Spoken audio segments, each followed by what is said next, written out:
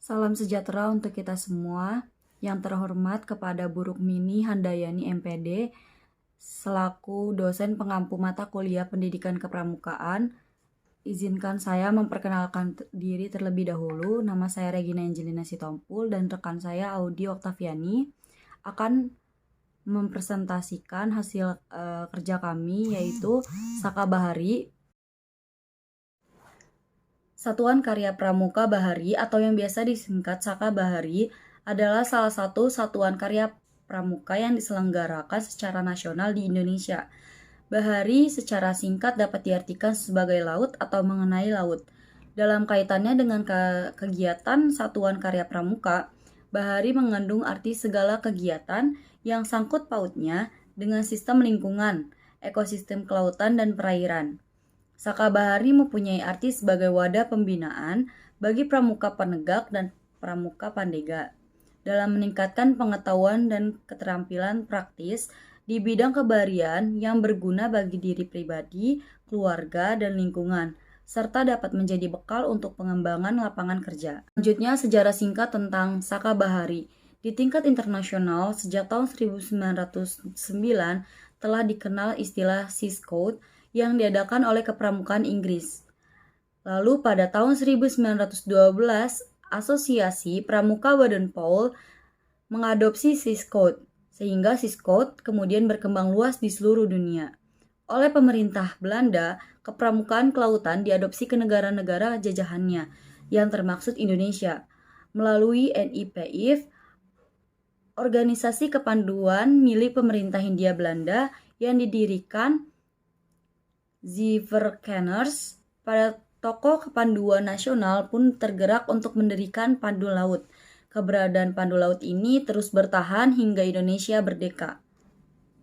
Anggota Saka Bahari disyaratkan seorang pramuka pandega ataupun pramuka penegak, baik putra dan putri yang menjadi anggota gugus depan di wilayah, cabang atau ranting di mana Saka Bahari itu berada.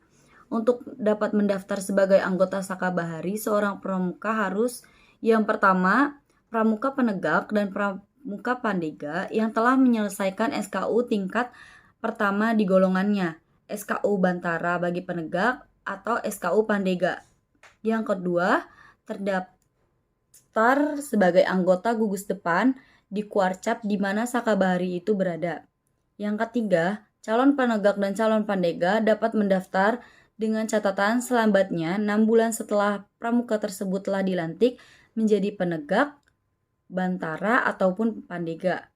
Yang terakhir, tidak sedang menjadi salah satu anggota Saka lainnya. Krida dan TKK Saka Bahari. Jika satuan terkecil di pramuka penegak dinamakan sangga, maka satuan terkecil di satuan karya pramuka termasuk Saka Bahari disebut Krida. Krida adalah satuan terkecil dari Saka sebagai wadah kegiatan keterampilan, pengetahuan, dan teknologi tertentu. Setiap Krida beranggotaan antara 5-10 anggota pramuka. Saka Bahari memiliki 4 krida, yaitu yang pertama Krida Sumber Daya Bahari, kedua Krida Jasa Bahari, ketiga Krida Wisata Bahari, keempat Krida Reksa Bahari.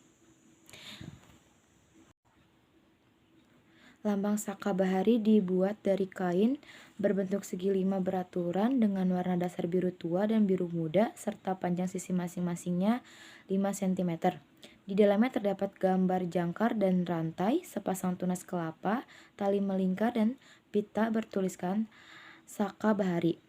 Arti gambar lambang Saka Bahari yaitu ada bentuk segi 5 beraturan yang melambangkan falsafah bangsa Indonesia yaitu Pancasila. Yang kedua itu ada tali melingkar, melambangkan persatuan dan persaudaraan yang erat. Yang ketiga ada jangkar dan rantai, itu melambangkan kegiatan kebaharian. Lalu yang keempat itu ada tunas kelapa berpasangan, melambangkan pramuka putra dan putri yang masih murni, di samping mempunyai makna seperti arti lambang gerakan pramuka pada umumnya. Yang keempat itu ada pita yang melambai, bertuliskan Saka Bahari melambangkan kejayaan Saka Bahari. Kegiatan Saka Bahari. Kegiatan kesakaan dilaksanakan pada gugus depan dan satuan karya pramuka disesuaikan dengan usia dan kemampuan jasmani dan rohani peserta didik.